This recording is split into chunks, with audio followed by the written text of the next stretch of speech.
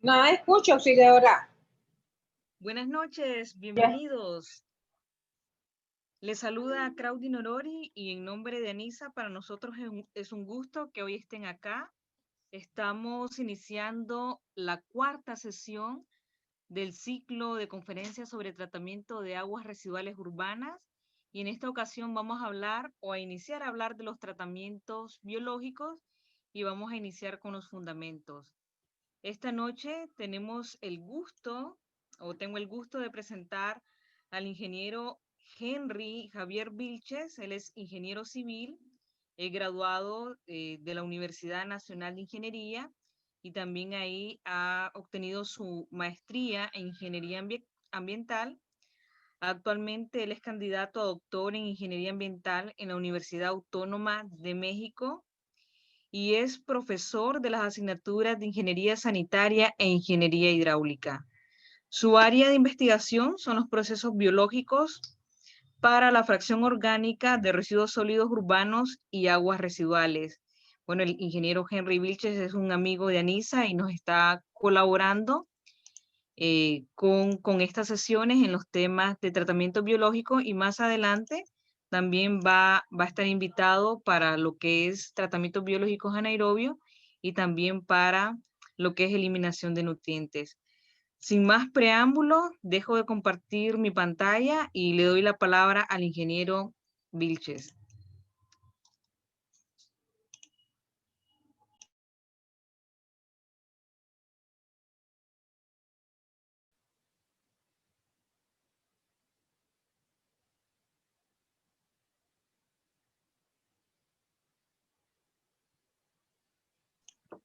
Adelante, mi estimado, le confirmo que ya podemos ver su pantalla.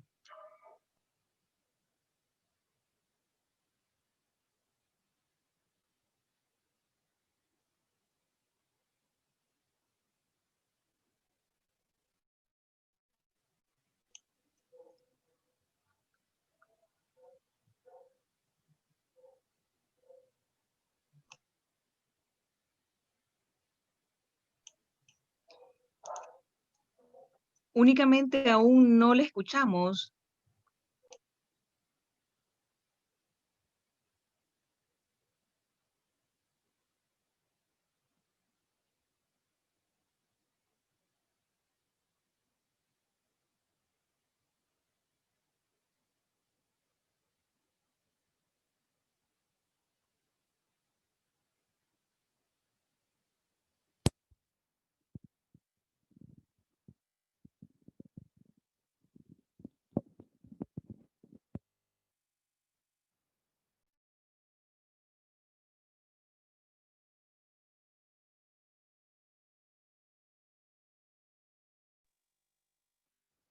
Ahora sí, se escucha.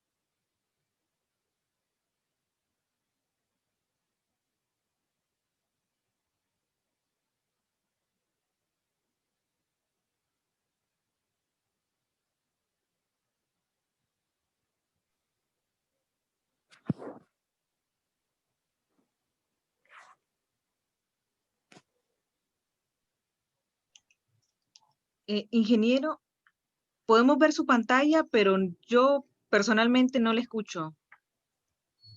Y veo que su micrófono ya lo tiene encendido. No se escucha, mi estimado.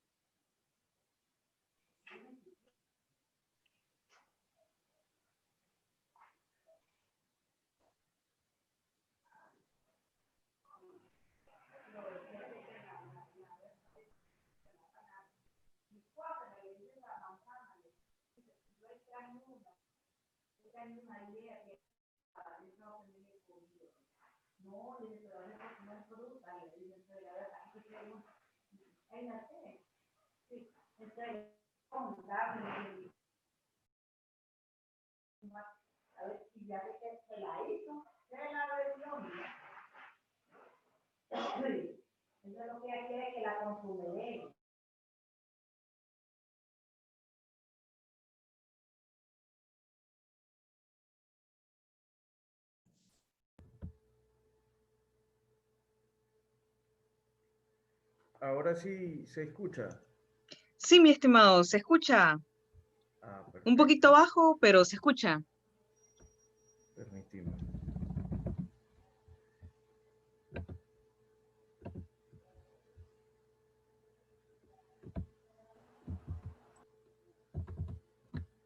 Ok, entonces, muchas gracias a todos por conectarse. Vamos a hablar en esta cuarta charla técnica sobre los procesos biológicos en las aguas residuales domésticas. En la temática de los procesos biológicos que se desarrollan en los sistemas de tratamiento, estamos hablando que un proceso biológico tiene por objetivo degradar, absorber la materia orgánica que trae consigo las aguas residuales que se están alimentando a un sistema de tratamiento. El concepto de lo que es un proceso biológico parte de la conceptualización de un sistema de tratamiento en el que se deja de ver como una caja negra el sistema de tratamiento, en el que convencionalmente el sistema de tratamiento solo se ve como una caja negra en el que se va a determinar una eficiencia. O sea, entra una concentración de un contaminante y se va a tener a la salida en el efluente una concentración disminuida. Pero bajo este enfoque, perdemos de enfoque digamos, la complejidad que a veces significan los sistemas de tratamiento a nivel de los procesos que se desarrollan a lo interno de los sistemas, sobre todo por la parte de los microorganismos. Entonces, observan en la lámina que hay diferentes tipos de esas formaciones rojitas que se miran ahí, se le conocen como bacterias nitrificantes. En el otro, que son un colorcito como más marrón, cafecitas, esos son gránulos anaerobios. Estos avances que se han tenido en los sistemas de tratamiento han partido a través del entendimiento de los procesos biológicos, es entender qué microorganismos tengo al interior del sistema de tratamiento, es partir de la conceptualización y decir qué microorganismos tengo, cómo los puedo utilizar, existe una forma de hacer más eficiente el crecimiento de estos microorganismos, existen medidas para saber qué microorganismos tengo, existe forma de determinarlos, conocerlos y sobre todo saber si realmente estos microorganismos son o no benéficos para la degradación de los diferentes contaminantes que puedo tener. En esta etapa de todo lo que son los procesos biológicos, digamos, esta forma en que muchas veces se aborda, sobre todo en algunos libros, llamar eliminación de materia orgánica, esto es un error porque los sistemas de tratamiento lo que hacen es una degradación o una transformación de los compuestos a compuestos, valga la redundancia, que sean más accesibles para los microorganismos, que sean compuestos que no vayan a generar un efecto secundario al cuerpo receptor. Entonces, no podemos hablar de una eliminación, sino que hablamos de una transformación o de una degradación de un compuesto en particular. Por esta razón, vamos a ver que en la conceptualización de las plantas de tratamiento, desde una perspectiva muy de ingeniero civil, en ingeniería civil siempre esquematizamos y decimos, empezamos en una captación, en esa captación definimos si puede ser una captación para agua superficial o si va a ser para agua subterránea, hacemos nuestra delimitación de cuenca en el caso de aguas superficiales, se diseña la obra de captación, se toma una muestra de agua potable y se propone una planta de tratamiento. Esto a nivel de resolver el problema de desabastecimiento de una localidad.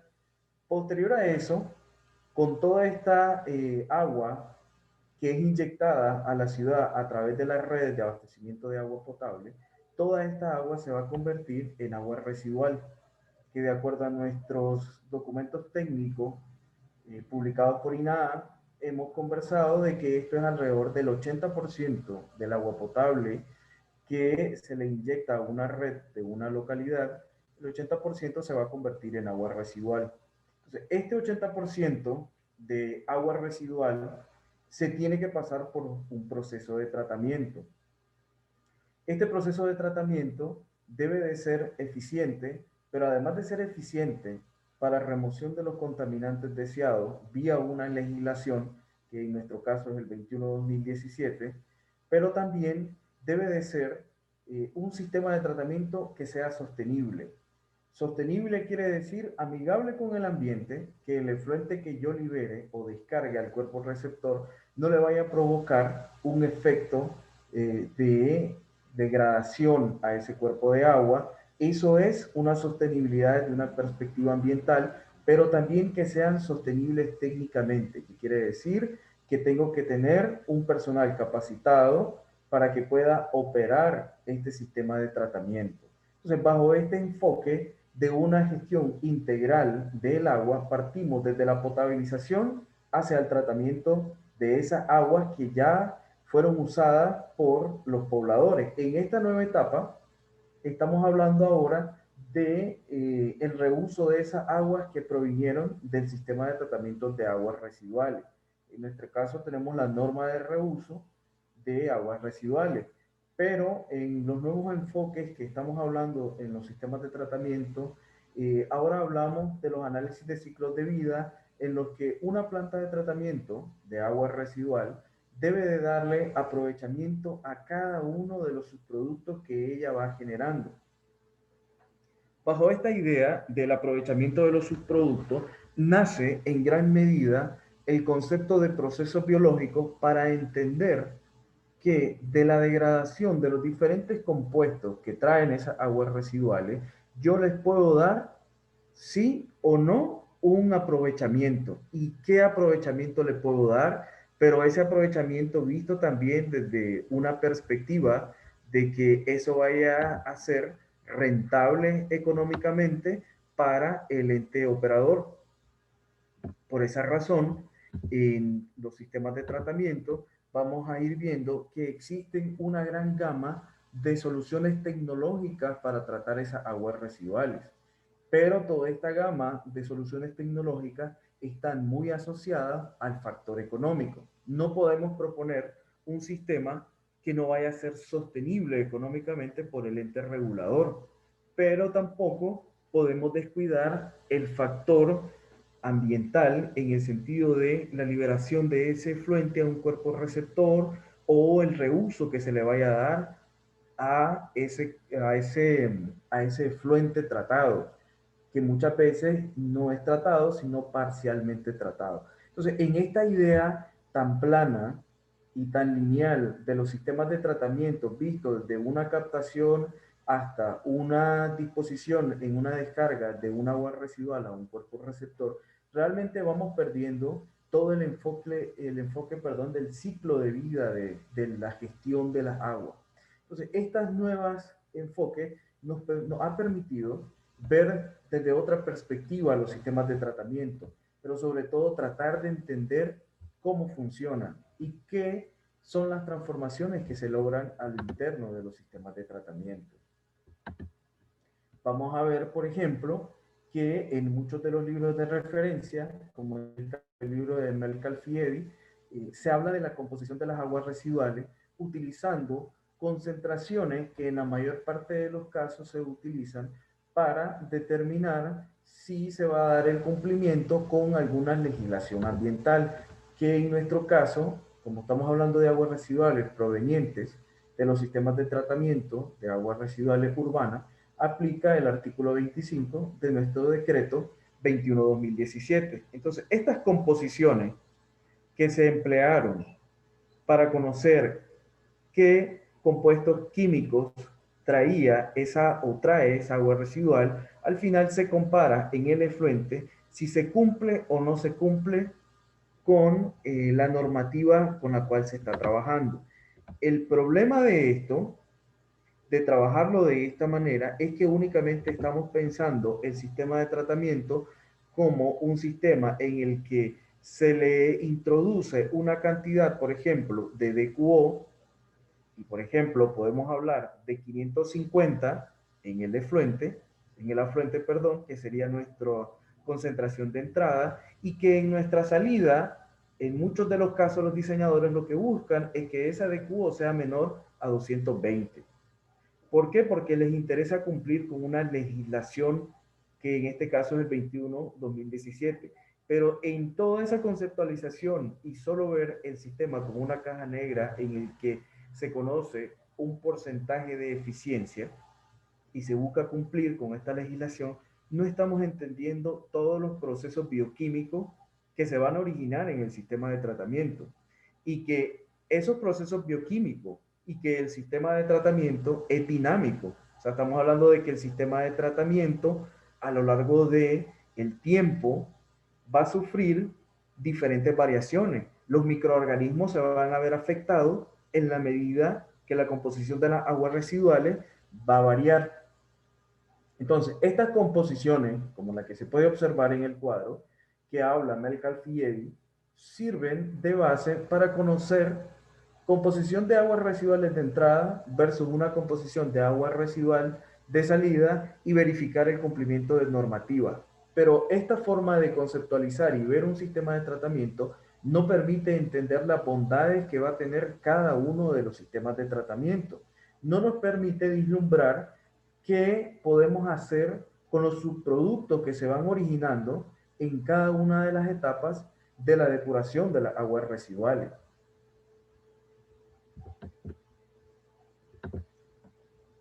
Por esta razón, en el enfoque de procesos biológicos, nos interesa conocer, además de esas otras concentraciones que nos proponía Melcal Fievi, dar el siguiente paso y conocer qué otros compuestos químicos traen esas aguas residuales.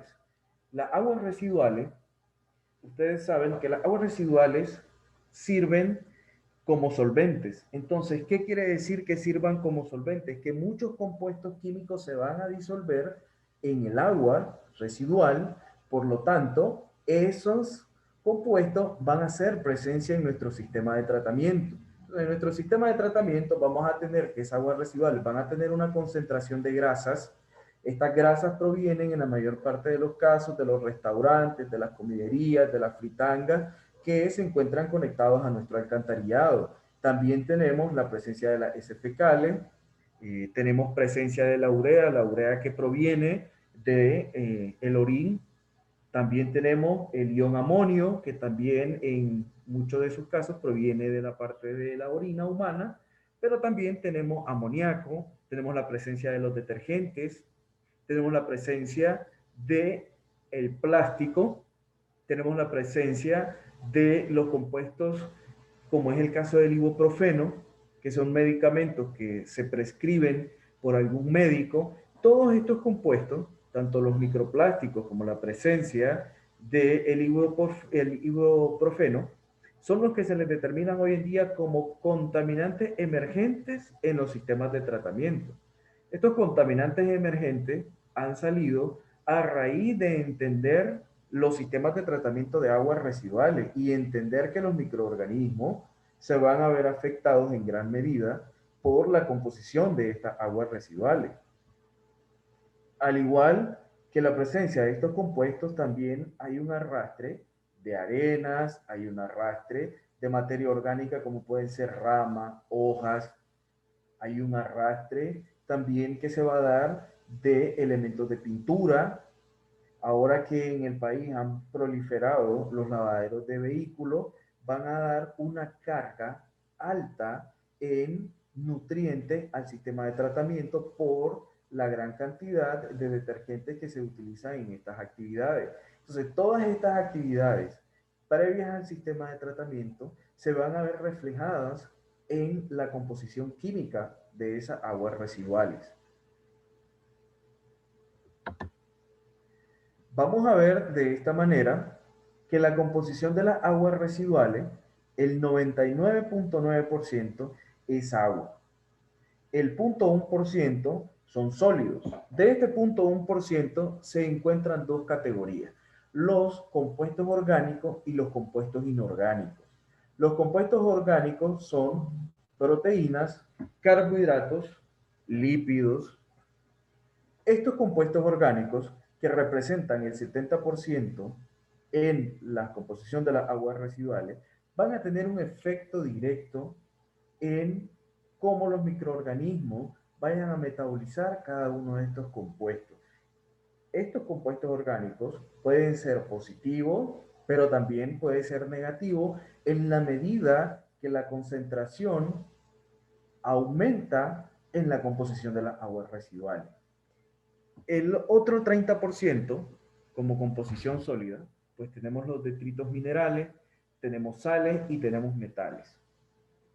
A nivel de los compuestos orgánicos, esto usualmente en los sistemas de tratamiento en el país no se hacen determinaciones a esta escala, sino que solo se hacen concentraciones, como es el caso de la DBO, la de QO, pero conocer la composición de nuestras aguas residuales sobre los compuestos orgánicos, realmente no se tiene información, digamos, no hay información publicada por nuestro ente regulador, pero sí podemos encontrar esta información en algunas investigaciones que se han realizado por algunas instituciones académicas del país.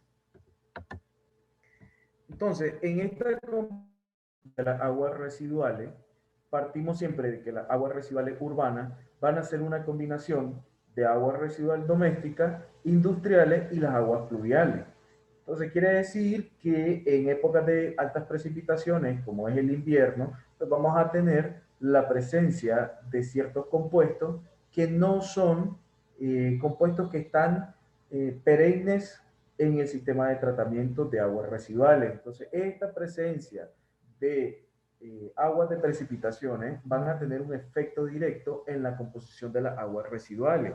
Como tienen un efecto directo en la composición de las aguas residuales, van a tener también un efecto en el que van a provocar una dilución de algunos compuestos que son necesarios para el crecimiento de los microorganismos. Entonces, la combinación de estas tres aguas, al final, como aspecto general, vamos a tener presencia de sólidos suspendidos, materia orgánica biodegradable, nutrientes, organismos patógenos y compuestos que no sufren una transformación en el sistema de tratamiento.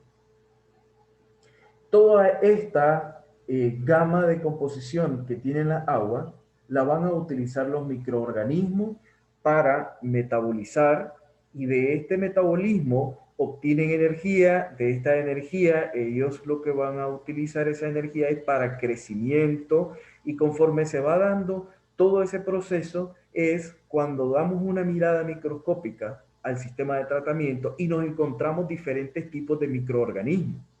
Estos microorganismos van a tener efectos positivos, pero en algunos casos efectos negativos.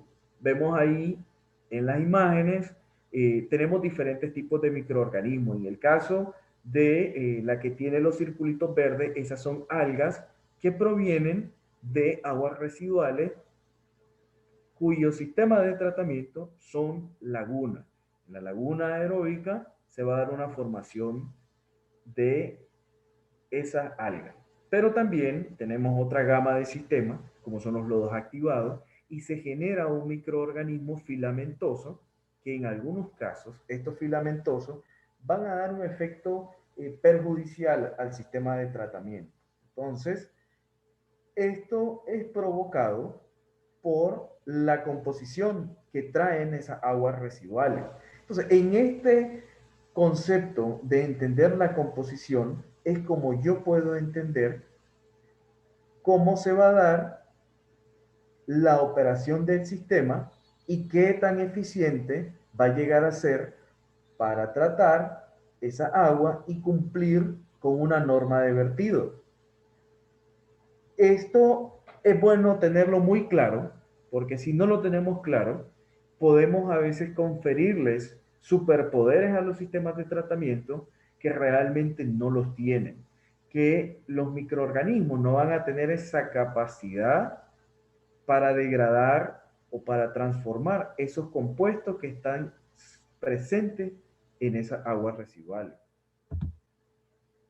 Entonces, a nivel de la gama de los procesos biológicos, vistos desde una perspectiva, que tenemos dos categorías, tenemos los procesos naturales. Los procesos naturales tenemos las lagunas de estabilización, tenemos los humedales, y en procesos artificiales tenemos los procesos aerobios de biomasa en suspensión, biomasa adherida, los procesos anaeróbicos, la digestión anaerobia convencional y los reactores anaerobios de alta tasa.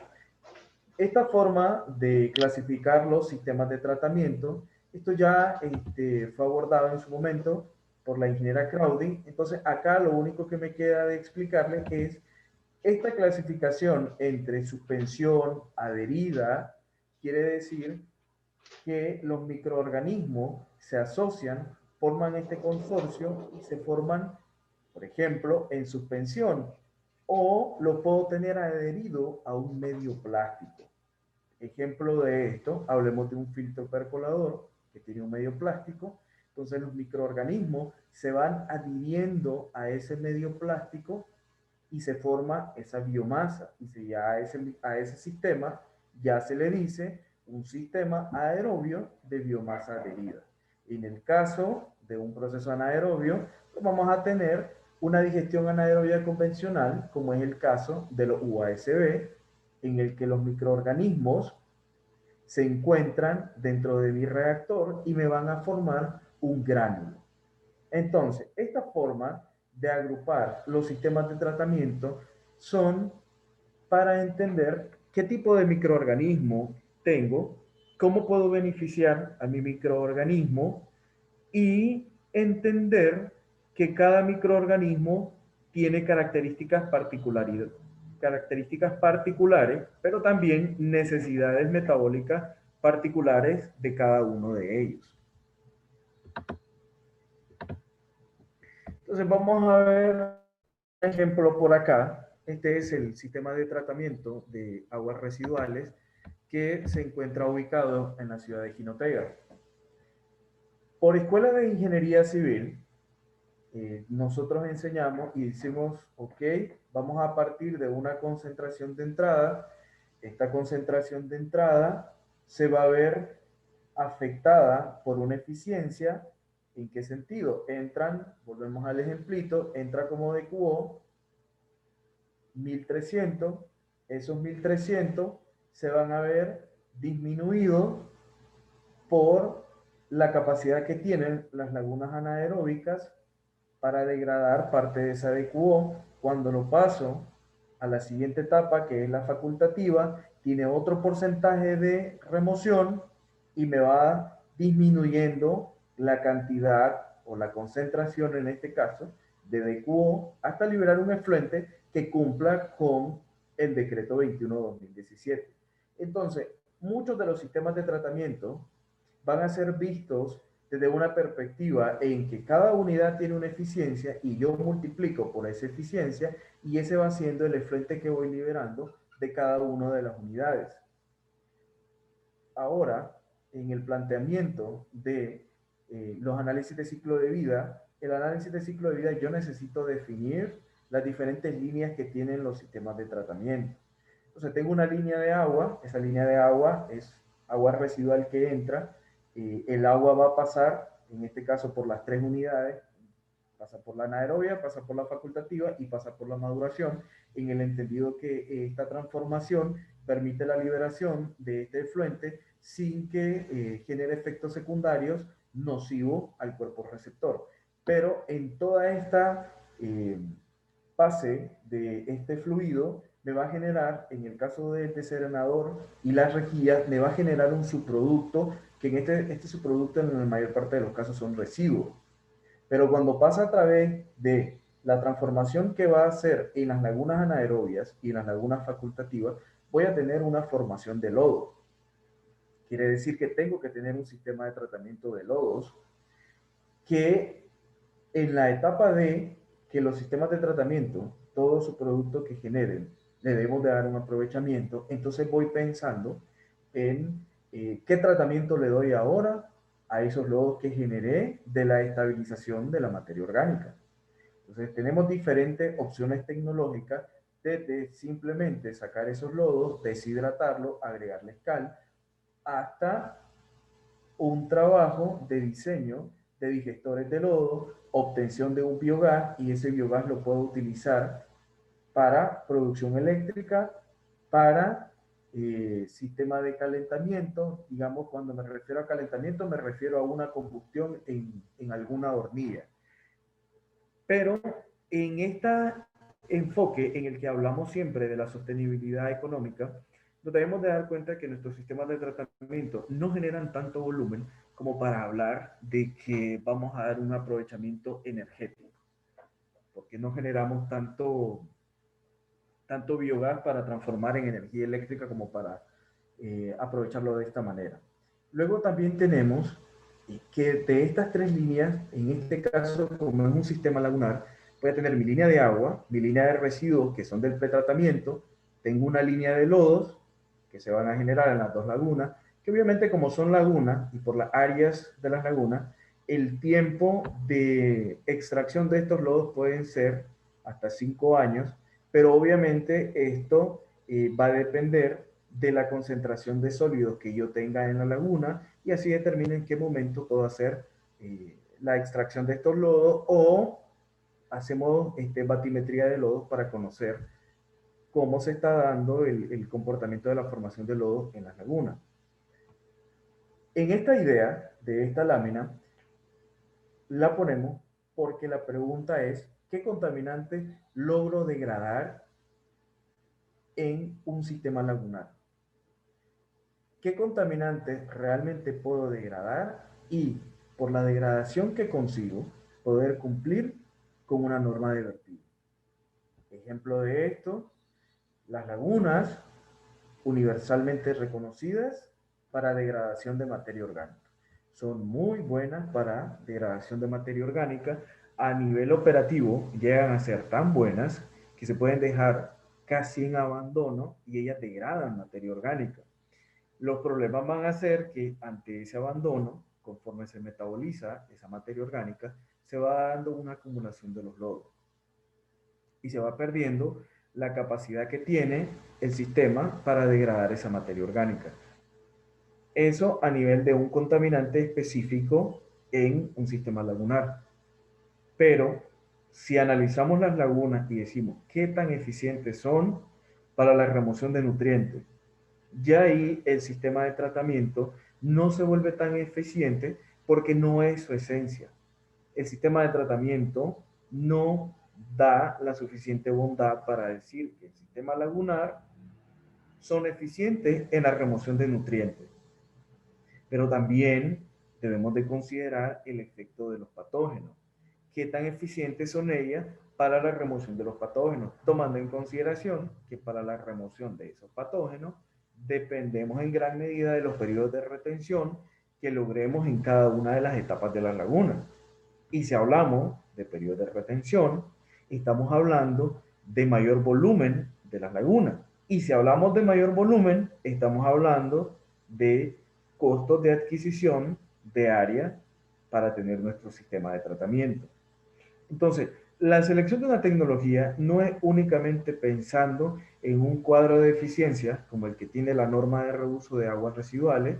Tiene un cuadro de eficiencia, yo multiplico las concentraciones de entrada por cada una de las etapas o cada una de las unidades de tratamiento que tenga, y al final me doy cuenta que voy a cumplir con la norma de vertido. Pero ¿realmente será que el sistema de tratamiento va a dar esa bondad? ¿Realmente el sistema de tratamiento va a poder degradar esos contaminantes? Y luego en la siguiente etapa, ¿qué tan operativo puede llegar a ser ese sistema de tratamiento? Entonces, esta idea se le conoce como un sistema de caja negra. Una caja negra es simplemente un sistema donde algo entró y algo salió. En esta idea de caja negra no nos interesa conocer absolutamente nada de los microorganismos que estén ahí adentro y todas las bondades que podamos llegar a tener. Simplemente en esta caja negra lo que estamos viendo, así como en la lámina, es una entrada de DBO de 435 con una salida de 109. ¿Qué quiere decir? Que si yo me pongo a multiplicar la eficiencia de cada una de esas unidades, debo de llegar al final con una concentración de salida de 109.36 miligramos por litro. Quiere decir que cumplo con la norma de vertido. Pero esto es un modelo de sistema de tratamiento como caja negra porque desconozco los microorganismos que están ahí adentro y desconozco y descuido un factor muy importante como es el caso de las variaciones de caudal que se dan a lo largo del día de la operación de la planta. Pero también estas variaciones van a generar un efecto a largo plazo en el sistema de tratamiento, porque me van a afectar el corazón del sistema. El corazón del sistema van a ser mis microorganismos. Entonces, si no opero bien el sistema, voy a tener problemas con mis microorganismos. Miremos, por ejemplo, en el caso de la laguna anaerobia, si ustedes notan, el fósforo dice que hay una eficiencia negativa. Las eficiencias negativas no se pueden dar. Entonces quiere decir que hay un problema en el sistema que podemos analizar de tener una eficiencia negativa como una concentración de fósforo. ¿Qué está pasando en esta laguna? Quiere decir que en virtud de degradar o transformar este fósforo de 3.94 en ortofosfato, estoy aumentando la concentración dentro de la laguna anaeróbica. Ese análisis únicamente lo puedo ver desde una perspectiva en la que ya me planteo el qué pasa con los microorganismos que tengo en esa laguna. ¿Qué microorganismos son los que degradan el fósforo? ¿Cómo es la transformación del fósforo? Entonces, a nivel de proceso biológico, en el conocimiento, nosotros decimos, ok, en el caso, por ejemplo, de los compuestos nitrogenados, yo puedo hacer una desnitrificación y puedo transformar el nitrógeno a su fase gaseosa. En el caso del fósforo, no tiene una transformación gaseosa. El nitrógeno únicamente puede pasar a una precipitación. Entonces, si pasa a una precipitación, quiere decir que lo voy a encontrar en el lodo. Entonces, quiere decir que hay microorganismos que me están generando un efecto en el sistema de tratamiento. Quiere decir que no está haciendo una equivocación a nivel de la consideración de la concentración de entrada, sino más bien en el proceso biológico que se está dando en la laguna anaeróbica. Esa es la necesidad de conocer y entender un poco más de los procesos biológicos, entender qué pasa con esos microorganismos que están ahí adentro. Les estoy dando todos los insumos para que ellos puedan hacer su trabajo y puedan metabolizar, o acaso estoy dando espacio y les estoy dando todos los bienes y los insumos a otros microorganismos y no a los que me vayan a degradar y metabolizar el fósforo. Entonces, esa es la necesidad de conocer un proceso biológico. No simplemente ver un sistema de tratamiento como una caja negra en el que tengo una eficiencia de entrada, una eficiencia de salida y verifico el sistema de tratamiento si cumple con la legislación. Esta idea de entender un poco más el dinamismo de los sistemas de tratamiento de agua residual, aquí les presento dos hidrogramas de agua residual. Uno es de la ciudad de Jinotega y el otro es de Sébaco. ¿Qué pasa con el no entendimiento de un proceso biológico y de las particularidades que tenemos en el país? Yo no puedo pensar en un sistema de tratamiento de agua residual en el que no se considere la parte dinámica y fluctuante de los caudales en los tres diferentes periodos que dice por base teórica. Tengo un pico en la mañana, tengo un pico al mediodía y voy a tener un pico en la noche. Pero si observamos en el caso de Jinotega, no tenemos ese comportamiento. Entonces, ese comportamiento que no se mantiene de la entrada de caudales a la entrada de la planta, cuando se diseñó la planta en un modelo estático, en el modelo estático se está considerando que no se considera la variable de caudal a nivel de la eficiencia del sistema de tratamiento. Pero si entra mucha agua al sistema de tratamiento en las horas pico, llamemos 2 de la tarde, entonces quiere decir que la materia orgánica, como DQO, se va a diluir a esa hora. Pero a las 4 de la tarde, que baja la entrada de agua residual, se concentra. Ese factor que hubo de las 2 de la tarde, que se encontraba diluida la materia orgánica, hasta las 4 de la tarde, que se concentró, tiene un efecto en los microorganismos y tiene un efecto directo en el sistema de tratamiento. Entonces, a veces ese dinamismo de los caudales provoca el mal olor de los sistemas de tratamiento. En un sistema de tratamiento vamos a tener malos olores, porque es normal. Claro, hay sistemas de tratamiento en abandono en el que el olor es muy fuerte y va a tener una afectación al ser humano. Pero digamos que en estas variaciones de caudales, los perjudicados van a ser los microorganismos. Y si el sistema de tratamiento se basa en el trabajar con esos microorganismos, ellos van a tener esa afectación. Ellos son los que van a sentir ese efecto directo producto de esas aguas residuales, que en algunos puntos del día se encuentran concentradas, en otros puntos del día se pueden encontrar diluidas. Entonces, ¿de qué es lo que planteamos? Planteamos el hecho de que los sistemas de tratamiento sean dinámicos y que tenemos que entender que con respecto a ese dinamismo es que podemos proyectar el sistema de tratamiento. Analicemos un sistema de tratamiento, en el caso de las lagunas, producto del área que ellas tienen una buena capacidad para superar este efecto de la variación de los caudales. Pero si nos vamos a un sistema, como es el caso de los UASB, ellos se van a ver más afectados por la variación del caudal, porque los microorganismos van a ser más susceptibles a estas variaciones de los caudales. Eso es parte de entender el proceso biológico que tengo allá adentro.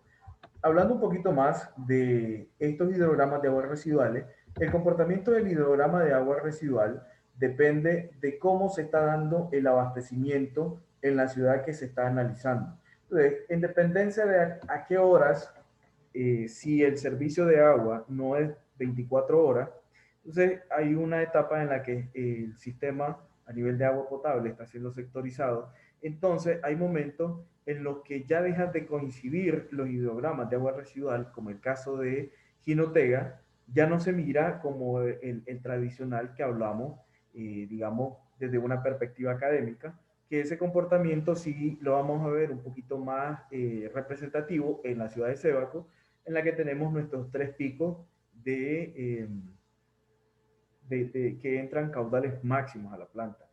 Esta entrada de estos caudales máximos depende de factores como la longitud de los ramales, depende de cómo se dan las horas de abastecimiento, qué tipo de abastecimiento hay, si es 24 horas, si es escalonado. Todo esto se va a ver reflejado en el sistema de tratamiento y en el hidrograma de las aguas residuales. También, en este efecto, se va a ver diferenciado entre el invierno y el verano. Hablando a nivel de cómo funcionan las concentraciones que entran a los sistemas de tratamiento, vamos a tener en el caso ideal, que es el grafiquito con las 3 líneas de colores en la parte inferior, observamos que tenemos la línea del caudal en un color moradito, casi magenta. Luego tenemos la concentración del ion amonio a lo largo del día y vemos la carga de amonio a lo largo del día. Esa carga de amonio va a depender directamente del caudal, pero la concentración también se van a ver afectadas por el caudal que está entrando a nuestro sistema de tratamiento. Por eso en algunos casos, cuando son sistemas de tratamiento con microorganismos susceptibles a estos cambios de concentración, se proponen lo que se les llaman los tanques de homogenización o tanques de igualación. ¿Para qué se proponen? Se proponen para evitar estas variaciones que se dan en los caudales de entrada de las aguas residuales. Si yo tuviera un tanquecito de homogenización, yo garantizo un caudal constante de entrada al reactor. Entonces, volviendo al tema de que esta composición de las aguas residuales son variables a lo largo del día, pero ¿qué nos interesa saber a nivel de los microorganismos por composición de aguas residuales? Nos interesa conocer que de la fracción orgánica de las aguas residuales tiene una composición de carbohidratos, proteínas y grasas, que al final estos tres compuestos se van a ver representados en lo que llamamos la materia orgánica. Eso que está ahí, que dice CHON, eso que está ahí es la ecuación general para expresar materia orgánica. Los subíndices que están en la parte inferior, eso se refiere a los estados de oxidación de cada uno de los elementos que tiene en el caso de la materia orgánica. A nivel de composición de las aguas residuales, los carbohidratos son más fáciles de metabolizar por los microorganismos. Entonces, quiere decir que los microorganismos tienen una gran fascinación por ellos y lo van a metabolizar muy rápido. Pero, como todo en la vida, los excesos son negativos y si se metaboliza muchos carbohidratos, como glucosas, vamos a tener una acidificación en nuestro sistema de tratamiento. Otra de las composiciones que tenemos son las proteínas. Las proteínas a nivel de composición de aguas residuales es positiva porque nos brinda mucha de la composición que van a necesitar los microorganismos para que ellos proliferen en nuestro sistema de tratamiento. Luego tenemos las grasas que llegan al sistema de tratamiento. En el caso de la grasa, una vez que se hace la ruptura de esos enlaces y se van obteniendo subproductos de la degradación de esta grasa, se llega a un subproducto conocido como los ácidos grasos volátiles, que sirven de sustrato para crecimiento de los microorganismos, brindan energía al crecimiento celular, pero también una acumulación de ácidos grasos volátiles me puede dar una acidificación del sistema de tratamiento. Deben de darse cuenta que en la composición de las aguas residuales, los carbohidratos, sus enlaces químicos son de fácil ruptura, pero conforme la estructura molecular se van ramificando, se va volviendo un poquito más complejo el hecho de romper los enlaces químicos. Y el hecho de romper ese enlace químico se necesita en algunos casos energía necesaria para la ruptura de eso. Entonces, por dar un ejemplo, puedo obtener energía de la ruptura de enlaces de los carbohidratos que puedo utilizar para romper enlaces en el caso de las proteínas. Esto vamos a profundizar un poquito más.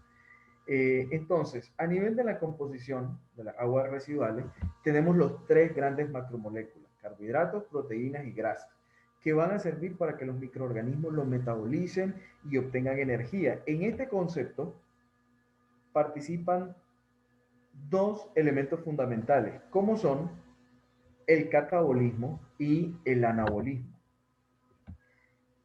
En este catabolismo y en este anabolismo, cada microorganismo juega un papel importante, pero cada microorganismo tiene que tener condiciones necesarias para que él actúe. Si no tengo esas condiciones, entonces quiere decir que el microorganismo no se va a dar. A nivel de clasificación, tenemos que podemos clasificar los microorganismos dentro de un sistema de tratamiento de aguas residuales en dependencia de su fuente de energía, en dependencia de su donador de electrones, en dependencia de la fuente de carbono, pero también del aceptor de electrones. por cada uno de estos requerimientos técnicos que van a tener los microorganismos, entonces le vamos a dar un nombre al microorganismo. En el caso de las cianobacterias son fotolitoautótrofos. Foto porque su fuente de energía es la luz. Lito, su donador de electrones son compuestos orgánicos. Auto, porque su fuente de carbono es el dióxido de carbono. Y el género trofo. Entonces, es de esta manera como se identifica el microorganismo en dependencia de estos requerimientos. Ahora, a nivel de los sistemas de tratamiento, llamemos un sistema de tratamiento aerobio. En el sistema de tratamiento aerobio, el aceptor de electrones es el oxígeno. ¿Qué quiere decir? Que yo necesito una molécula de oxígeno para oxidar materia orgánica. Entonces, estamos hablando de microorganismos, clasificación de microorganismos, pero aplicada a los sistemas de tratamiento.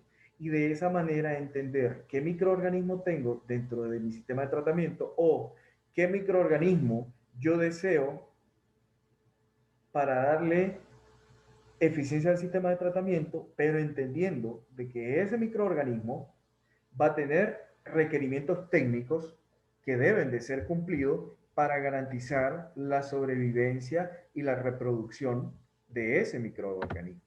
Entonces, nos llegamos a la conclusión de decir a qué temperaturas crecen estos microorganismos. ¿Existe alguna forma de definir si yo le puedo dar una afinidad a ese microorganismo? ¿Existe una forma de decir si es afín o no es afín a esa agua residual que yo estoy alimentando a ese sistema de tratamiento? ¿Existe una forma de entender cómo se da el crecimiento de esos microorganismos?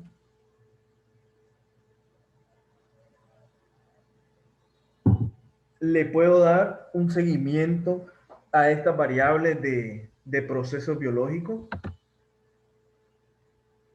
¿Cómo hacer para entender cada sistema, cada característica y requerimiento de estos sistemas de tratamiento? O sea, ¿cómo van a garantizar el operador a darle esas características a mi sistema de tratamiento? ¿Existe alguna forma? ¿Existe algún procedimiento que yo pueda seguir para hacer todo este proceso?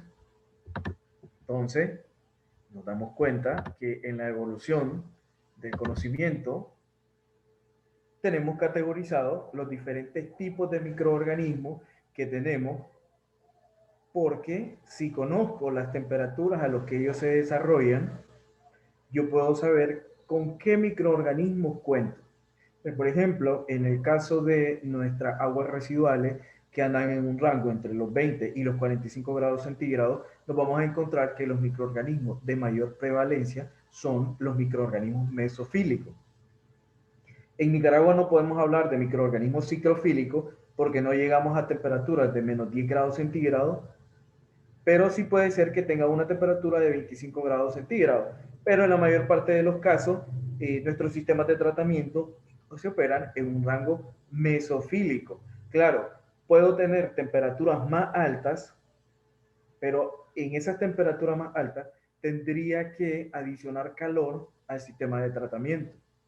Esta adición de calor la podemos ver en algunos países nórdicos en las que se baja la temperatura y es necesario darle calor al reactor para garantizar procesos propios de los microorganismos mesofílicos.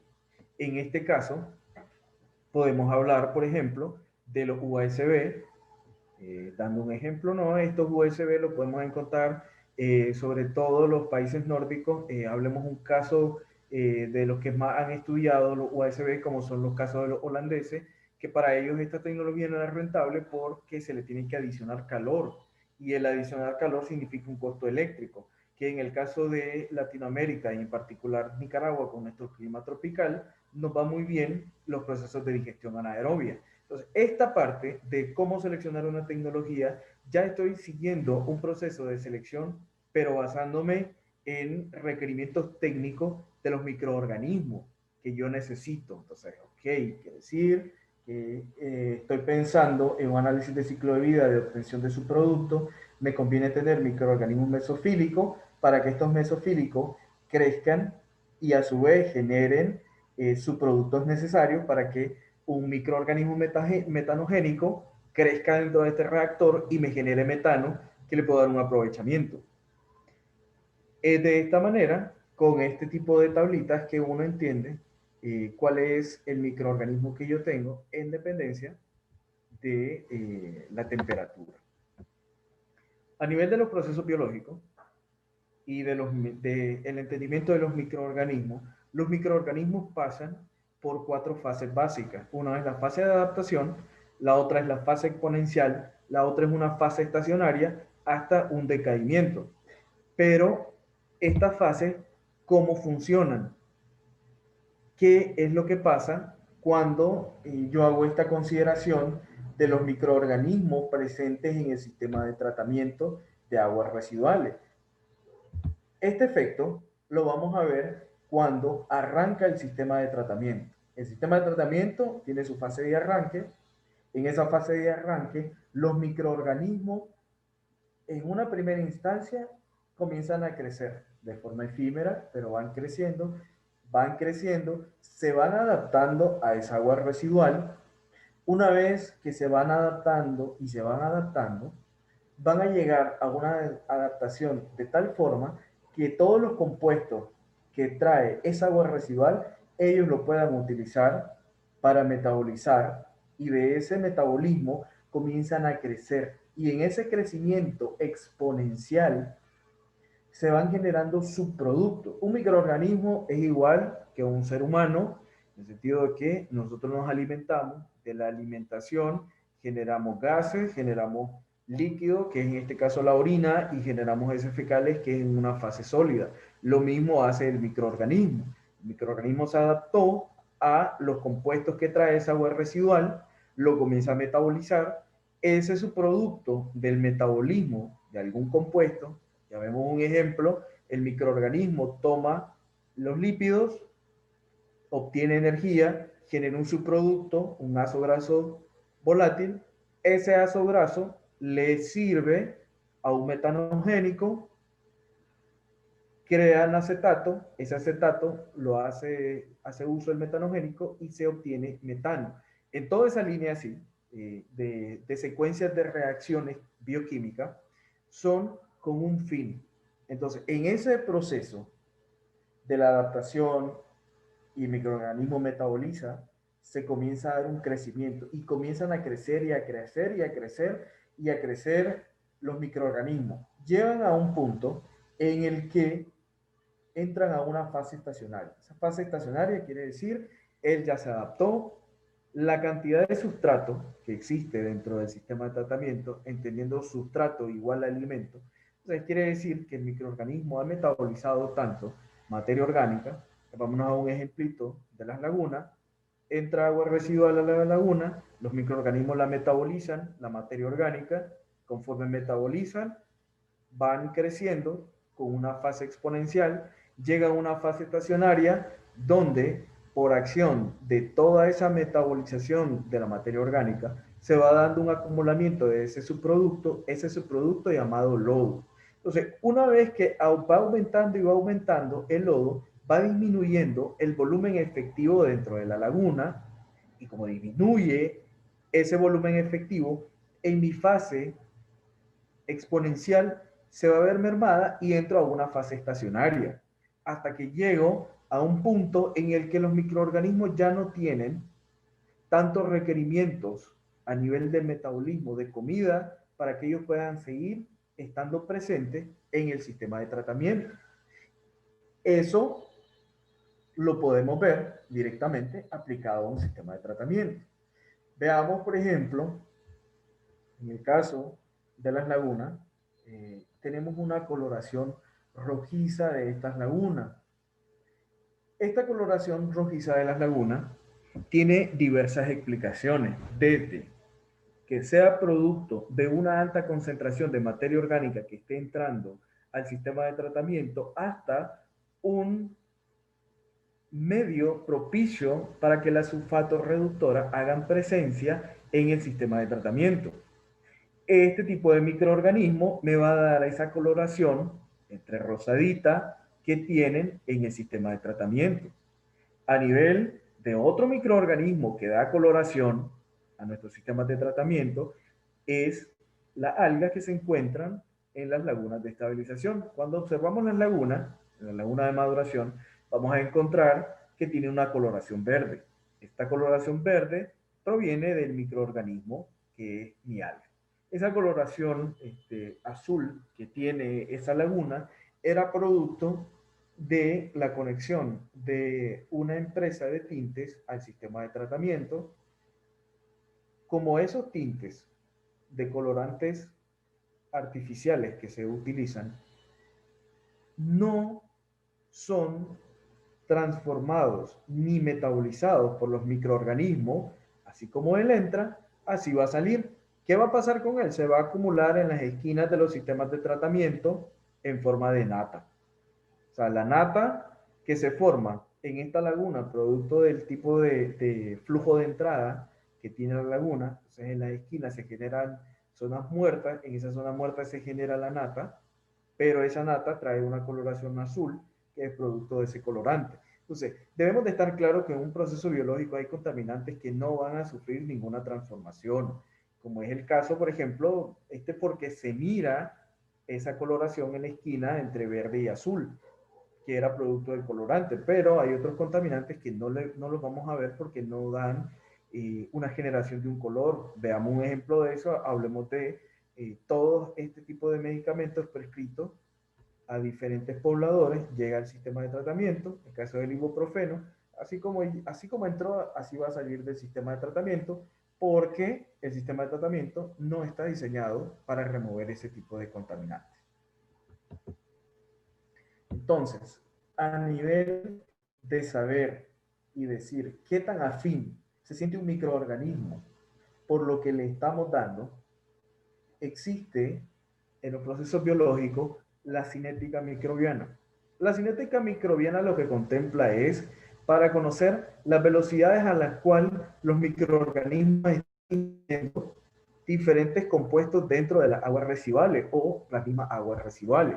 Entonces, en esta cinética microbiana encontramos encontramos diversos tipos de cinética, pero los modelos, digamos, de mayor repercusión a lo largo de la historia han sido el modelo Monod, pero también previo a Monod existió el predecesor, que es el modelo de Michaelis y Menden de cinética. Este modelo, tanto Monod como Michaelis y Menden, están fundamentados para conocer cuál es la velocidad a la que los microorganismos metabolizan esas aguas residuales, pero también para conocer si esos microorganismos se están sintiendo afines o no afines a esas aguas residuales que le están entrando.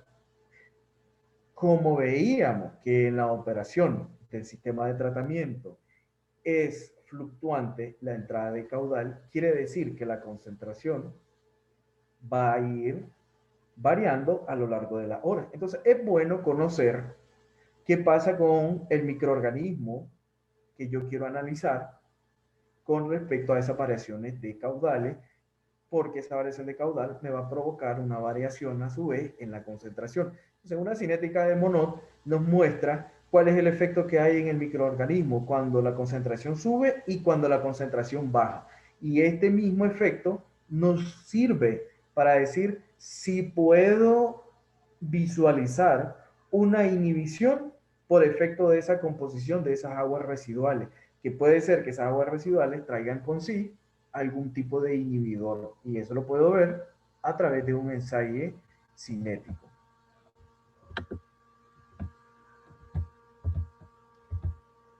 Ok, entonces, ese efecto de una variación de una concentración nos sirve también porque yo quiero evitarme, digamos, por ejemplo, en este caso, yo quiero evitar esa coloración rojiza dentro del sistema de tratamiento porque no le da un buen aspecto al sistema, pero también me da un efecto directo en la eficiencia del sistema de tratamiento.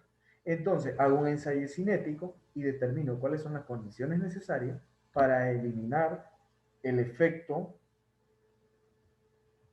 de estos microorganismos que provocan esta coloración rojiza en la laguna y varío la operación hasta llegar a obtener y darle un mayor peso a requerimientos metabólicos de la alga para tener una laguna en la que tenga su coloración verde, que eso lo podemos ver con un ensayo cinético en la que se va variando la concentración y se va determinando cuáles son los requerimientos que necesitan los microorganismos para que tengan mayor presencia unos que otros, es decir, busco a favorecer esos microorganismos.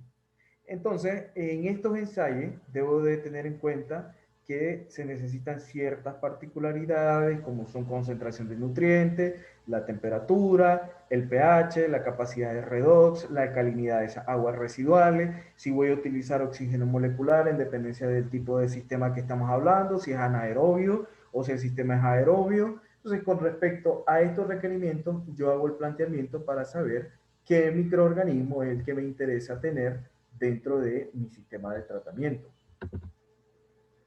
A nivel de un proceso oxidativo en los sistemas de tratamiento de aguas residuales, el proceso de oxidación es llevado a cabo por el oxígeno molecular.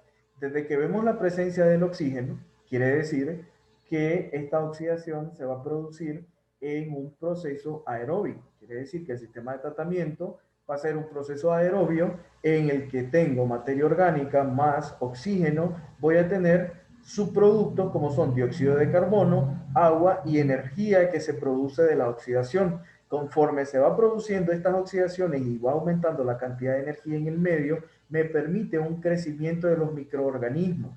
Y como estoy propiciando este crecimiento de los microorganismos, voy mejorando la eficiencia del sistema de tratamiento. Esto es la importancia de la oxidación de la materia orgánica en un sistema de tratamiento aeróbico. Pero este requerimiento de oxígeno, estamos hablando de costos, porque conforme voy inyectando más oxígeno molecular, pues obviamente son repercusiones a nivel de costos operativos de la planta. Pero también tienen que tomar en consideración la producción de lodo que se va a estar dando producto de la inyección de oxígeno a este cuerpo o a este sistema de tratamiento. A nivel de entendimiento de metabolismo de los microorganismos, tenemos dos conceptos. Tenemos el catabolismo y tenemos el anabolismo. Veamos el catabolismo como la degradación de la materia orgánica. Una vez que yo hago la degradación de esa materia orgánica, obtengo energía y esa energía me va a servir para, en la siguiente etapa, que es el anabolismo, sintetizar y asimilar materia que me pueda servir para el crecimiento celular. O sea, quiere decir que en catabolismo tengo una degradación y en el anabolismo tengo una síntesis. De el catabolismo obtengo fosfato, dióxido de carbono, metano, amonio, que estos a su vez me sirven para que otros microorganismos los utilicen como fuentes de energía. Entonces, en los sistemas de tratamiento de agua residual, los dos procesos son sinérgicos, tanto el catabolismo como el anabolismo. Los dos procesos están sucediendo al mismo tiempo de una forma instantánea. Quiere decir, tengo entrada de materia orgánica, tengo una degradación de esa materia orgánica, me está suministrando energía, esa degradación, y con esa energía me sirve para sintetizar muchos de los compuestos que están presentes en el agua residual. A nivel de esta síntesis y la forma como degradamos materia orgánica, nos encontramos dos tipos de sistemas de tratamiento con diferentes tipos de requerimientos a nivel de oxidación de materia orgánica. Por un lado tenemos la oxidación que se da en un proceso aerobio. Estamos aquí, el filtro percolador de Managua. El filtro percolador de Managua tiene su medio plástico, el medio plástico del sistema de tratamiento de Managua. Con ese medio plástico, en la imagen el que ustedes tienen es una roseta. Esa roseta es más chiquita que la que tienen en el medio plástico de los percoladores de Managua, pero sin embargo el proceso va a ser igual en el sentido de, en esta roseta, los microorganismos se van a adherir a la roseta. Una vez que el microorganismo se adhiere, va a depender, como estamos rociando las aguas residuales, el agua residual trae consigo oxígeno molecular difundido, entonces van a tomar los microorganismos el oxígeno, oxidan materia orgánica, liberan dióxido de carbono, pero en todo ese proceso se va dando una difusión de todos esos compuestos que se logran degradar producto de la oxidación de la materia orgánica, y en esa roseta lo que se va a ir dando es una acumulación de esa biopelícula en la roseta. Obviamente, en el caso de los percoladores a nivel de operación, va a llegar un punto en el que hay un crecimiento excesivo, puede darse un crecimiento excesivo de esa biopelícula en el medio plástico que utilicemos. Se puede utilizar un medio plástico, pero también se puede utilizar un medio rocoso. Hay que ver las particularidades que tiene cada sistema de tratamiento, porque con un fundamento teórico decimos que los aeróbicos generan más lodos que los anaerobios. Pero en el caso de, como ustedes pueden observar, del filtro percolador, no genera ese exceso de lodo como si lo puede llegar a generar un sistema aeróbico como los lodos activados. En el caso de los sistemas de tratamiento anaeróbico, tenemos en este caso un UASB. En el caso del UASB, no tengo presencia de oxígeno. Como no tengo presencia de oxígeno, no podemos hablar de una oxidación utilizando oxígeno, sino que aquí el proceso de metabolización de la materia orgánica se da a través de otros aceptores de electrones, como pueden ser los compuestos, el ion amonio, que me va a servir, o el mismo fosfato, que me pueden servir para oxidación o para degradación de esa materia orgánica. A diferencia del filtro percolador, que los microorganismos van y colonizan el medio plástico o el medio que se encuentra dentro de ese sistema de tratamiento, en un sistema anaerobio, los microorganismos se agrupan en forma de flóculo, y es cuando en el caso de los USB se dice que el sistema está estable cuando tengo la formación de gránulos dentro del reactor. ¿Cómo se podría ver ese gránulo? Ese gránulo, cuando el sistema está muy bien operado, se puede llegar a ver como los gránulos del café. Entonces, en estas dos bondades, entre que el proceso es anaerobio y aerobio, vamos a ver requerimientos técnicos diferentes a nivel de metabolismo de microorganismos. Por un lado, vas a tener mayor presencia de su producto en un proceso aerobio. Como le estás inyectando oxígeno, los microorganismos tienen más facilidad para metabolizar y oxidar esa materia orgánica, y la metabolizan y generan ese subproducto llamado lodo. Entonces van a generar mucho lodo los procesos aerobios, que lo que genera un proceso anaerobio que apenas genera entre el 5 y el 15% de lodo. A nivel de requerimientos técnicos, podemos observar que si hablamos de un proceso aerobio, hay que estar pensando en el caso de qué se va a hacer con ese lodo que se va a producir a corto plazo. En el caso de los anaerobios, como es una acumulación de esa síntesis celular llamada lodo, entonces da un poquito más de tiempo para pensar en cómo voy a tratar esos lodos. Pero si operamos un USB, en el caso del USB sí se necesita un tiempo en el que se debe hacer una purga de los lodos. En el caso de características de los efluentes, cada uno de estos sistemas generan diferentes tipos de bondades. En el caso de los sistemas aerobios, generan mucho dióxido de carbono, que no va a ser muy aprovechable. En el caso de los anaerobios, generan dióxido de carbono y metano. Si el proceso bioquímico está muy bien, entonces voy a tener mayor presencia de metano y le puedo dar un aprovechamiento a este metano. Entonces, esas particularidades son las que se deben de considerar a la hora de hablar de un sistema de tratamiento y cuál va a ser más o menos factible para las diferentes comunidades que tengamos.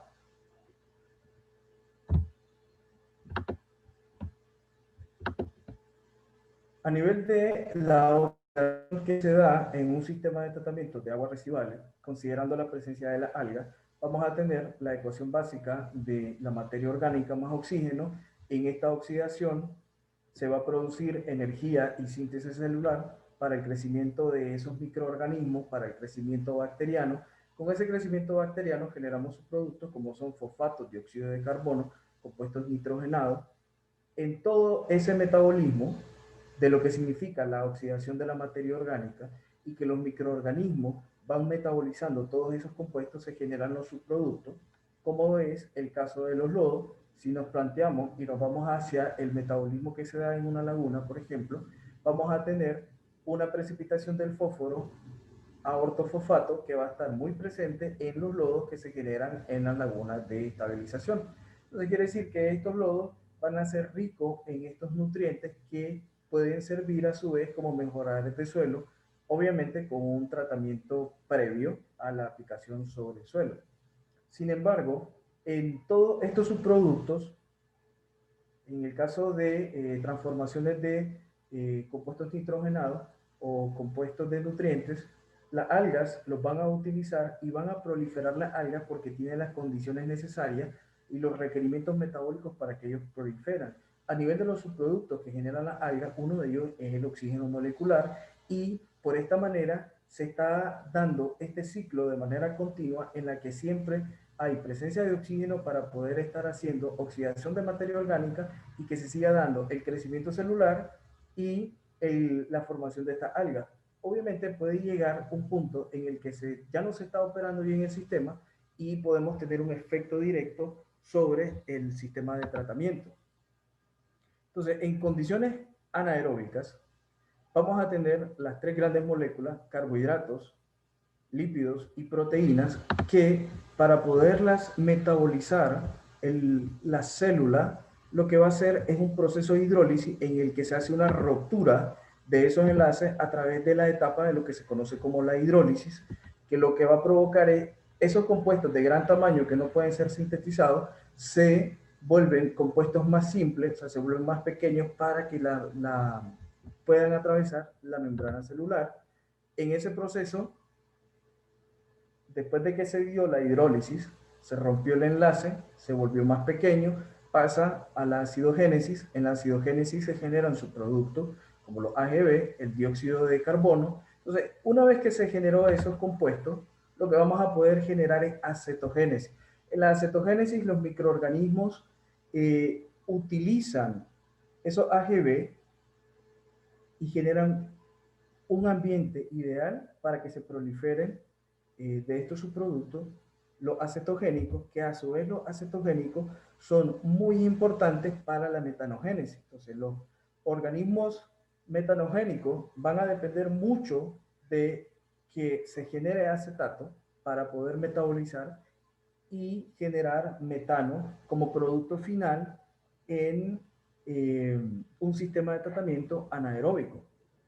Debemos de considerar que el hecho de monitorear en un sistema anaerobio metano y dióxido de carbono, esto si nos planteamos en un USB, monitorear dióxido de carbono y metano, me va a decir y me va a expresar un grado de estabilización del reactor. Si tengo mucha producción de metano y baja producción de dióxido de carbono, quiere decir que sí estoy estable con respecto a producción de acetato en el reactor. Puedo tener caso contrario, mayor producción de dióxido de carbono, que me está indicando que los hidrogenotróficos están siendo los microorganismos predominantes en ese reactor y los metanogénicos están siendo desplazados. Entonces son formas en las que se van monitoreando los procesos biológicos que se dan a lo interno de los sistemas de tratamiento anaeróbico. Entonces, en un sistema anaeróbico, el USB es el más extendido, digamos. Vemos que uno de los factores para decir el reactor funciona estable, una buena producción de metano, pero también la formación de esos gránulos que ustedes pueden ver ahí.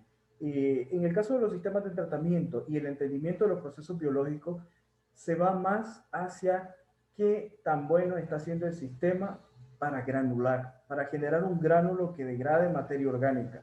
Hay otros sistemas de tratamiento que generan otro tipo de gránulos que son sobre todo para la remoción de lo que sería nitrógeno. En este caso, esta lámina lo que tenemos es la entrada de agua residual por la parte inferior, que es la entrada de un sistema de tratamiento de tipo USB. Entran las aguas residuales por la parte baja, entran en contacto con el manto de lodo. En ese manto de lodo se encuentran muchos microorganismos que degradan la materia orgánica.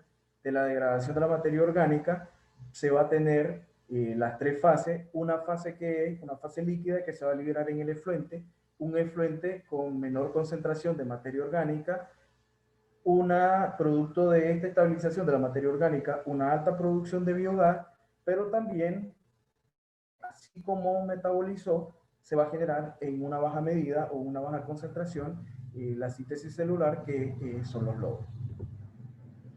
Los lodos de aguas residuales, pues, realmente no son lodos en una fase sólida.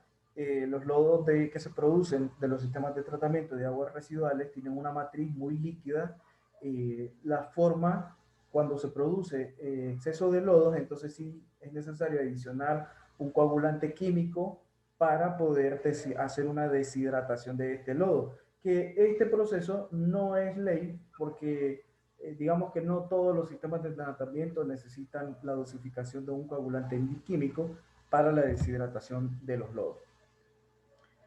A nivel de uno de los sistemas más básicos y uno de los que más se habla en el país, pues son las fosas sépticas. Las fosas sépticas, su gran función, su gran bondad es metabolizar materia orgánica que llega al sistema de tratamiento. Esta materia orgánica yo la puedo monitorear a través de una concentración ya sea de DBO o puede ser de DQO, y así yo conozco qué tanto están metabolizando esos microorganismos como materia orgánica dentro de mi fosa séptica.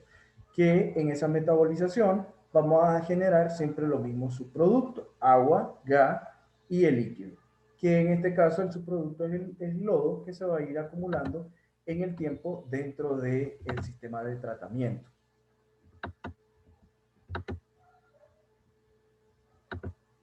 Vamos a ver que ha existido a lo largo de la historia una evolución en los sistemas de tratamiento de aguas residuales. Se empezó en la fosa séptica, de la fosa séptica se mutó a lo que es el tanque in-off, del tanque in-off se dio el siguiente paso a lo que eran los sistemas de USB.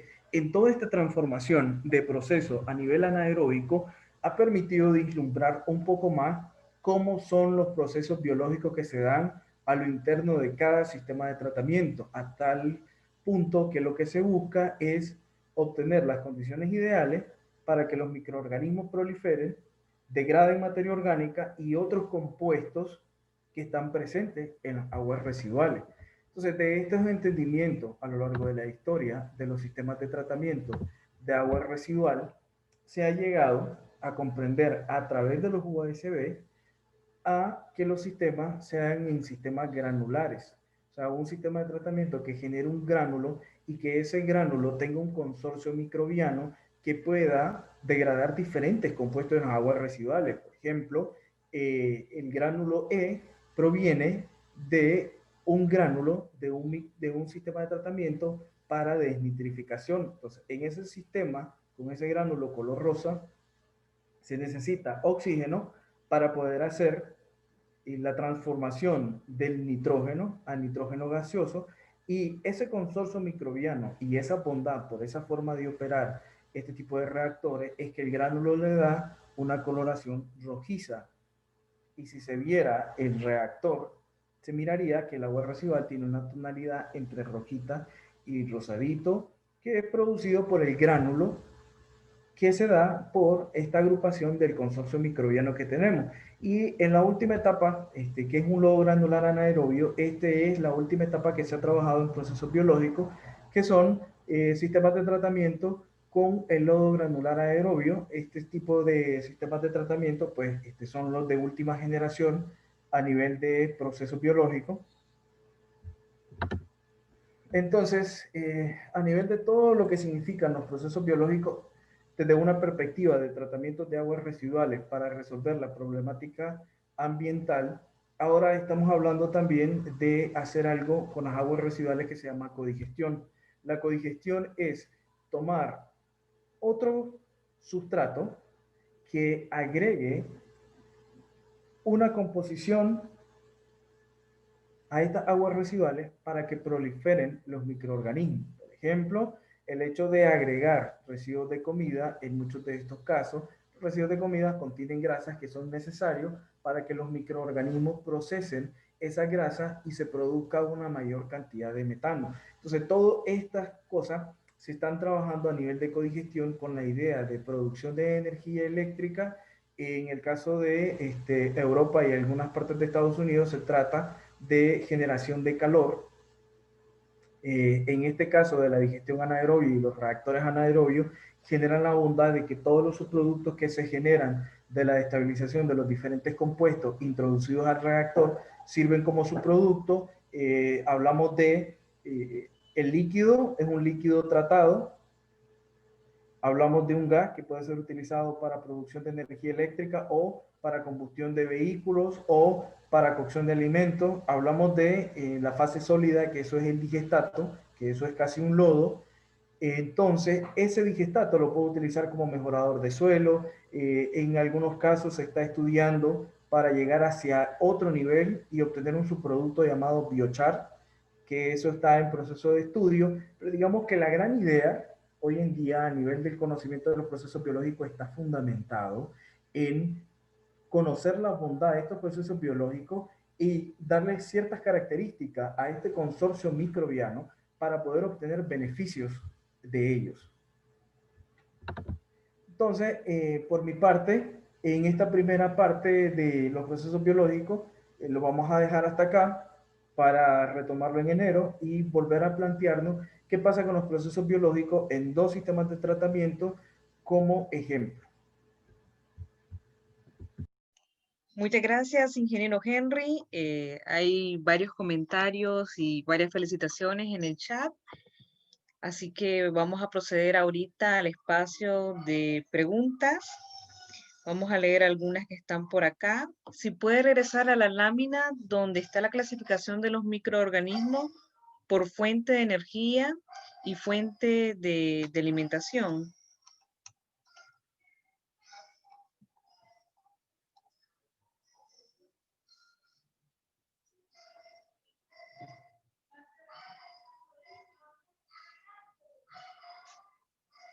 Un poco más atrás. En ese, correcto. Hay una consulta del ingeniero Matus sobre la columna de donadores de electrones. Si nos puede explicar un poquito más la clasificación o la terminología.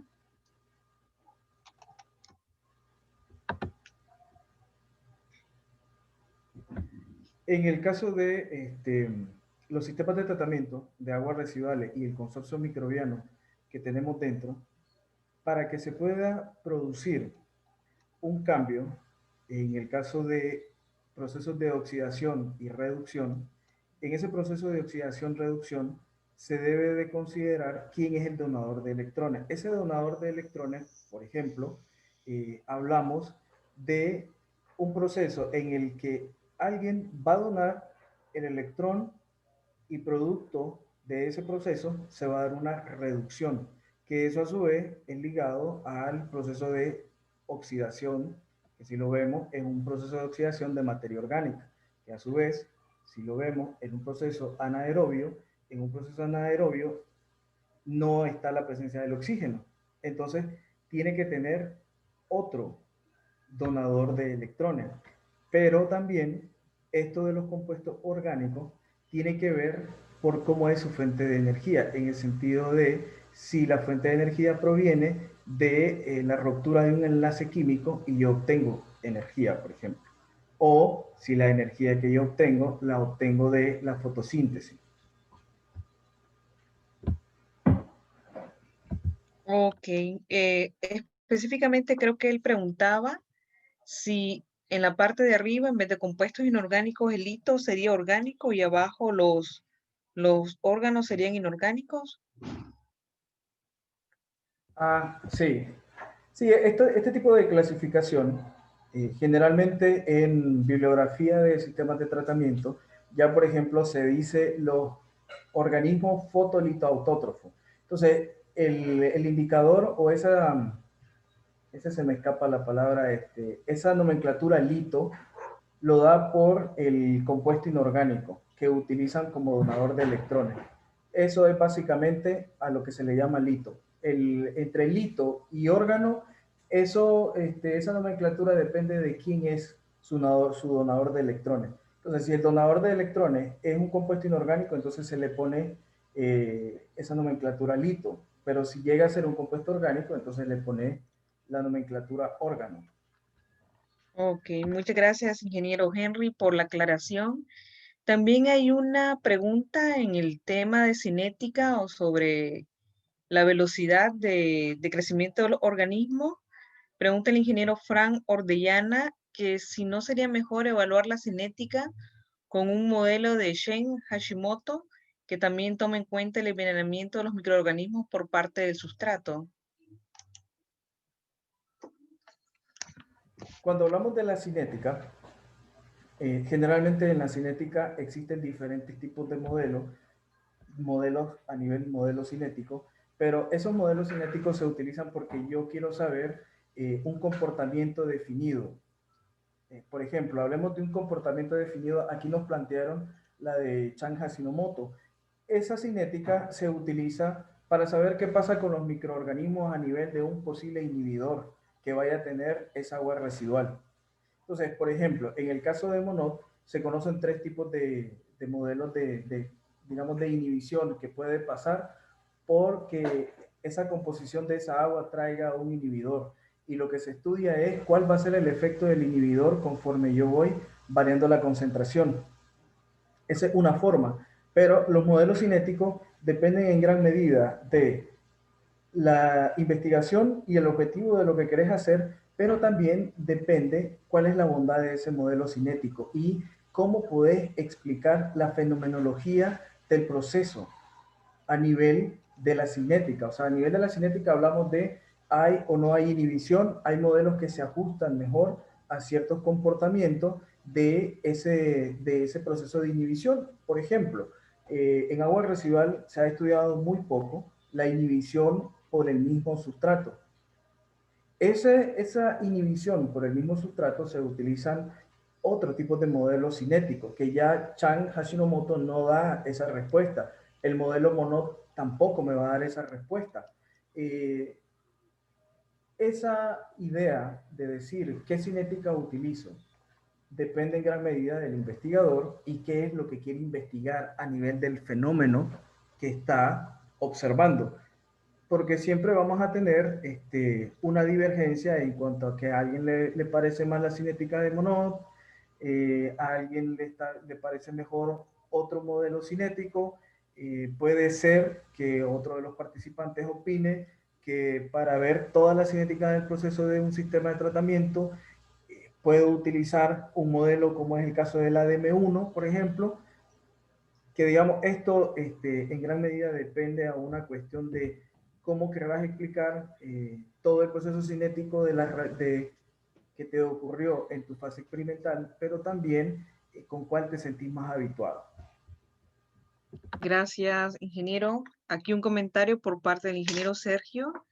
Dice que quizás está equivocado, pero le parece que la petar de Managua, el medio filtrante, es de tipo panel de abeja, que es construido en sitios con láminas onduladas en posición transversal. Y también le felicita, magnífica presentación de forma y fondo, y que felicitaciones por su valioso aporte a este ciclo de charlas técnicas. que tiene gran facilidad didáctica y gran apertura en la enseñanza. Hay otra pregunta también del ingeniero Sergio Tercero, desde el punto de vista operativo, ¿de qué maneras considera usted que sería posible incidir en el desempeño de las unidades de tratamiento en general cuando ya están en operación?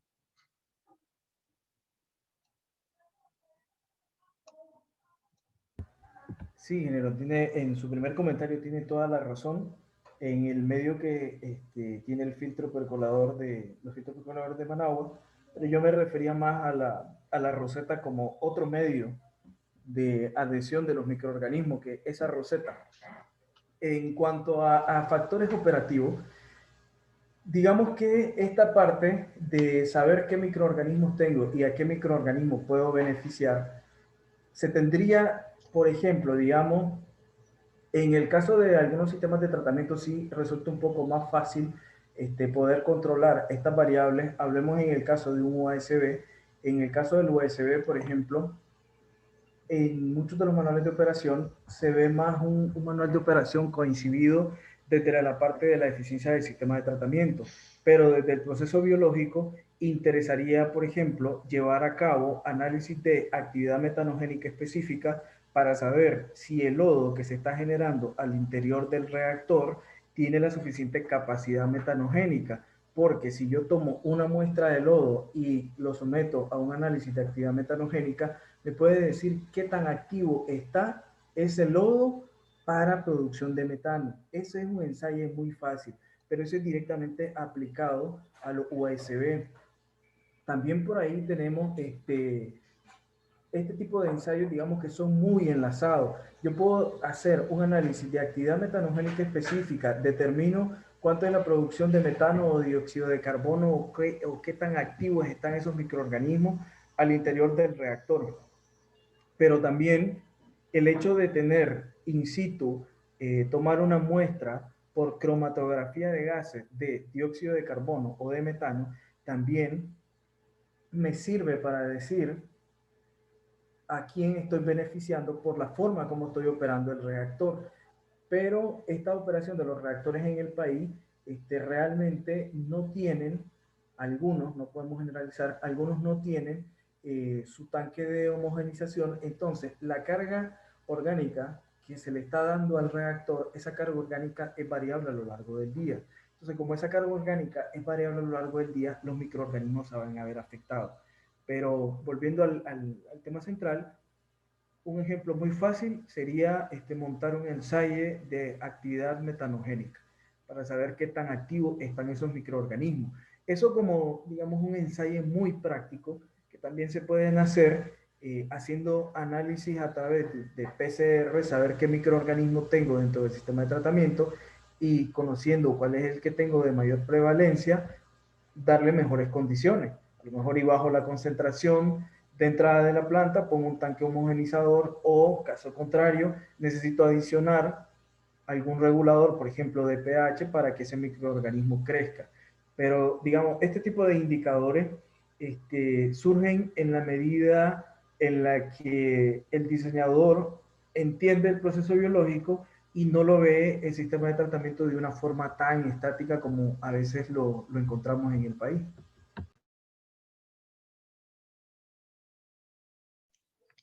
Muchas gracias, ingeniero. Hay varios comentarios, son felicitaciones por parte del ingeniero Sergio Rubí, del ingeniero Araica, de Ariadna Méndez, de Vladimir Borges, del ingeniero Nilson Dávilas, también del ingeniero Jaime Matus. Excelente la disertación del ingeniero Henry Vilches. Por el momento no hay más preguntas. Bueno, hay una más. Pregunta el ingeniero Sergio Tercero, ¿y la acción que se derivaría de esto sería la frecuencia de cambiar la extracción de lodo, por ejemplo? Así es, ingeniero. Si usted hace un ensayo de actividad metanogénica específica y ese lodo no está produciendo tanto metano, quiere decir que hay un error en la operación del reactor, que este detalle también uno lo puede observar cuando tomo una muestra en un vaso de precipitado a la salida del efluente, si el sistema de tratamiento del USB, estamos hablando, en el efluente, en ese vaso de precipitado, tengo algunos granulitos negros en el fondo del vaso de precipitado, en la mayor parte de los casos, eso se debe a que el sistema, o sea, el USB, ya está saturado en lodo. Entonces ya es tiempo de hacer la purga de lodo. Esto de la purga de lodo, una vez que se hace la purga de lodo, es bueno tomar una muestra y determinar qué tan sedimentable es el lodo, porque un lodo floculento es difícil que vaya a tener actividad metanogénica. Entonces, digamos, estos ensayos son también para controlar los tiempos de extracción de lodo, que también hay que hacer ver que en algunos de los sistemas del país no tenemos las unidades para tomar todas esas partes de muestras a diferentes niveles en los USB de la presencia de los lodos para hacer mi perfil de lodo. En algunos no existen y se adicionan del nucleador, pero el nucleador lo único que nos va a decir es si es tiempo de purgar o no, pero no es representativo para conocer qué tan activos están siendo esos lodos. Muchas gracias, ingeniero. Una pregunta y felicitaciones por parte del ingeniero Axel Rodríguez. Dice que felicitaciones, mi estimado, y aprovecha para consultarle si puede explicar más sobre los tipos de polímeros que se usan para producir floc y extraer los lodos a nivel de estabilidad del mismo.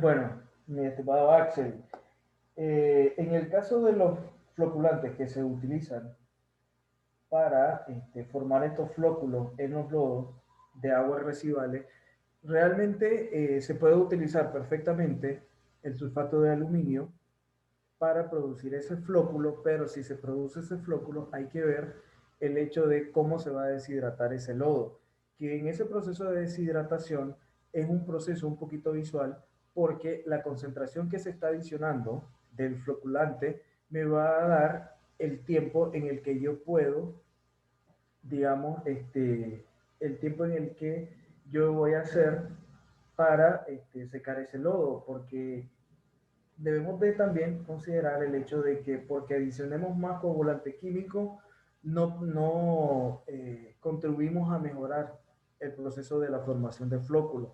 Si se adiciona demasiado químico, más bien es perjudicial para la formación de los flóculos.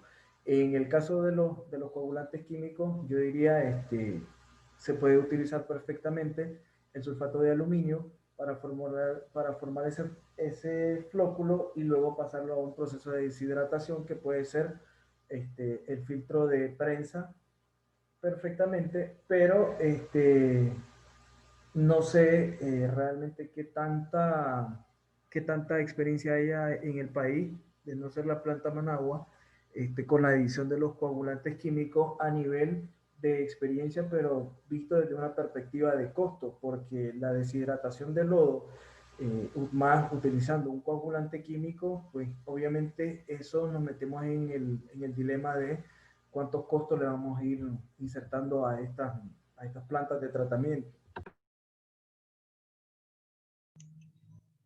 Muchas gracias. Bueno, dice el ingeniero Eduardo Medina que muy buena la presentación y que invita a desarrollar más investigación sobre los procesos de saneamiento. Y de ahí felicitaciones por parte de Janet Leiva, Francisco Ordillana y Zoraida Pérez. Agradecemos, ingeniero, su participación, realmente todo su tiempo y preparación de la charla, así como compartir, ¿verdad?, sus conocimientos y esta gama de respuestas ante las preguntas que tienen los participantes. Si tienen alguna pregunta más, aprovechemos acá el espacio que nos está dando el ingeniero Henry.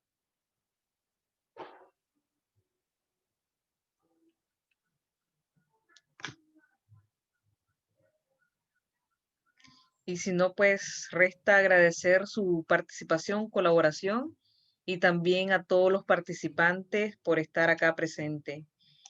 Ingeniero, agradecemos su charla. Con esta charla, que es la cuarta del ciclo de conferencias sobre tratamiento de aguas residuales urbanas, cerramos las charlas del mes de diciembre e iniciamos en enero, siempre con el ingeniero Henry. Vamos a presentar acá el calendario, si lo pueden ver. Hoy estamos culminando con el ingeniero Henry el procesos biológicos unitarios, los fundamentos, y en enero retomamos con él procesos biológicos unitarios, ya enfocado a los procesos anaerobios, específicamente la fosa séptica y el tanque Inhofe. Nuevamente, pues estamos invitados todos a participar el martes 5 de enero a las 6 p.m. Siempre vamos a compartir la invitación y los enlaces por todas las redes sociales y también los grupos de WhatsApp que tenemos. Y por aquí todavía continúan las felicitaciones. Desde Bolivia saluda a Richard Álvarez. Desde México también el ingeniero José Luis Esquivel Matus. Enormemente agradecidos con la colaboración del ingeniero Henry Vilches en este ciclo de conferencias.